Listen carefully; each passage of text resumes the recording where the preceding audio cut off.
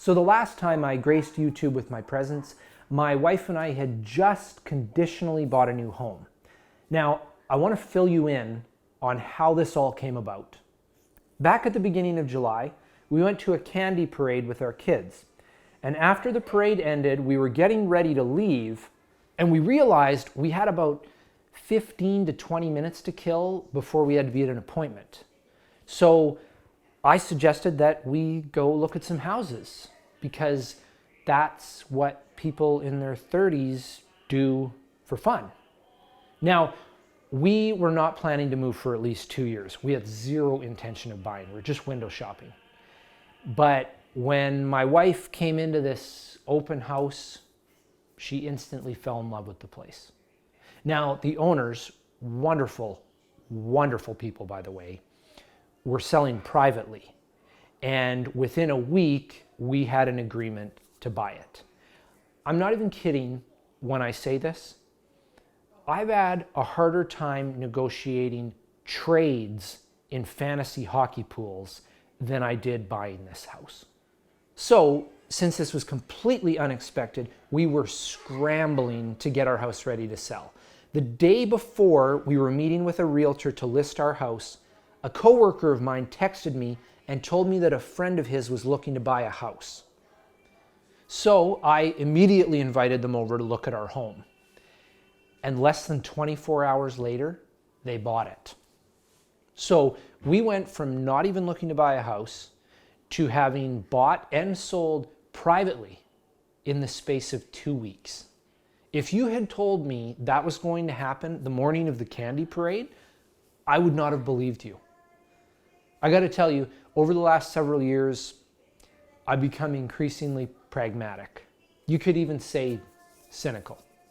But this life-changing series of events has renewed my optimism that good things can happen even when circumstances suggest otherwise. And I'm taking this attitude into the upcoming Oilers season. Nice segue, honey. Thank you. So here we are, year 5 of the Connor McDavid era. And I think it's safe to say that the Oilers aren't where I thought they would be by now.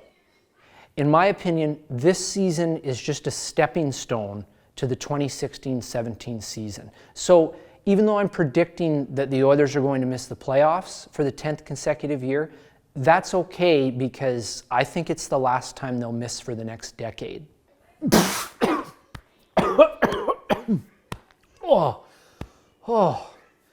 Thanks, Pete. But we are here. Year 5 of Connor McDavid, and the biggest question on our minds, really the only question that matters right now, is can the Oilers possibly squeak into the playoffs in the Western Conference? Well, with my newfound idealistic attitude, I'm going to go on the record and say yes, they will make the playoffs this year. Oh boy. Braxton, okay.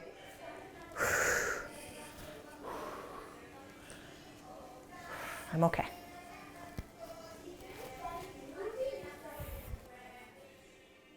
Before I explain how they're going to do that, let's take a quick look at what transpired last year, in no particular order. The coach was fired, the general manager was fired, the starting goalie was traded, public enemy number 1 was brought in, Connor McDavid set an embarrassing early season record, and there was some serious speculation that the city's drinking water may have been responsible for all of this. The Oilers finished 11 points out of the playoffs, which really only equates to 5 extra wins and an overtime loss. Or, for those of you keeping track at home, 12 goals from Toby Reeder. Now, I know that sounded like a complete schmozzle because it was, but here are 3 reasons that this season is going to be different. On December 11th, in the year of our Lord 2018, Edmonton was holding the top wildcard spot in the West. But Oscar Klefbom got hurt that night in a game against the Avalanche. Edmonton won just 6 of 21 games while he was out and never recovered. Since McDavid has been an Oiler, with Klefbom in the lineup, the Oilers are a fringe playoff team.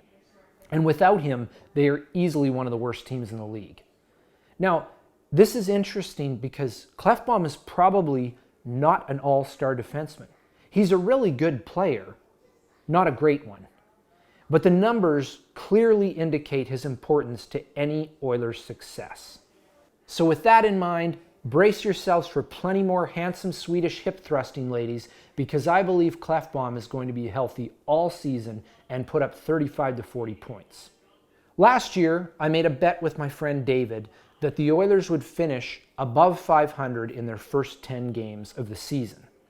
Edmonton had a very difficult opening 10 games last year, with 7 of those matchups against top 10 teams from 2018, including the defending Stanley Cup champions. Despite this, the Oilers started 6-3-1. This year, the Oilers have just 2 games against 2019 playoff teams in their opening 10 games. 4 of their opponents finished below them in the standings last season as well. Edmonton is going to get off to a good start and ride that momentum all the way through the season. The Oilers being a lottery team last year wasn't as simple as missing Klefbom for a couple of months. They suffered from an incredibly pathetic lack of depth at forward. McDavid, Draisaitl, Nugent-Hopkins, Chiasson, and Kassian combined for 156 goals. The rest of the Oilers forwards scored 43. It was so bad that Drake Caggiula, who only played 29 games for Edmonton, led that remaining group with a total of 7. Now the thing is, I don't think Draisaitl, who scored more goals on goaltenders than any other player last year, is going to get 50 again. I also think Chiasson's total will probably be cut in half. So how is the Oilers forward group going to produce more when all they've really done is bring in question marks and reclamation projects? Well, I'm going to answer that question with a story about my family, because I love to talk about them. This little girl started grade 1 a few weeks ago. I really like this natural photo of her getting ready for her first day of school, unlike when my wife decided to drag out a desk with an apple on it for her preschool picture, just in case we looked back years later and wondered why she was standing on the front step with a backpack. Anyway, shortly after the school year started, I was sitting on the couch reading a very simple book to my kids, and I asked my daughter to read a sentence. It was just a couple of small words from a Dr. Seuss book, something like "Go, dog, go." And she said she couldn't read it. And I said, "Come on, sweetheart, I know you know these words. Just go ahead and read it, please." And she dug in her heels and was like, "No." And so I got frustrated and dug in my heels and said, "Well, if you don't read the sentence, then I'm not going to continue with the story." And then she started crying. And I was like, great. Another great parenting moment brought to you by Blogman Rye. And so I said, "Honey, what's the matter? I don't understand. Why are you so upset?" And she looked at me with tears in her eyes and said, "If I can read, then you and Mommy won't read with me anymore." And I said to her, "No, we'll always read to you. Mommy and I still read together. Like, even when you're older and you know how to read, you can read to us. We'll always read as a family." So once I had cleared this up, I made a deal with her. I said, "We're going to go to the library. We're going to pick out 10 books that you haven't read and you don't know the story or the words. And once you've read all of them to me, you'll get a Lego minifigure." So we went to the library and got the books, and that night we sat down to read the first one, and she picks up the book and just starts reading it to me. And I'm not talking like Lloyd Christmas style reading. I mean, she is reading the sentences fluidly and accurately. So I guess the point I'm trying to make here is that sometimes someone has untapped ability or potential that just needs to be unearthed with some strong communication and encouragement. And Dave Tippett is a master at both of these soft skills. I think that his approach will get the maximum amount of production out of newcomers like Neil Archibald, Yurko, Granlund, and Nygaard. Now, this may only be, let's say, 20 goals from Neil and 10 to 12 from each of those other guys, but as a group, they will get the job of depth scoring done. In his previous head coaching stints, Tippett's teams improved by 21 and 28 points respectively. He only needs to make the Oilers 12 points better to get in, and he will. I'd love to hear what you think about the upcoming season. Please leave your comments below. Today's a snow day, so I got lots of time to respond. And don't forget to like and subscribe. I'll see you next time.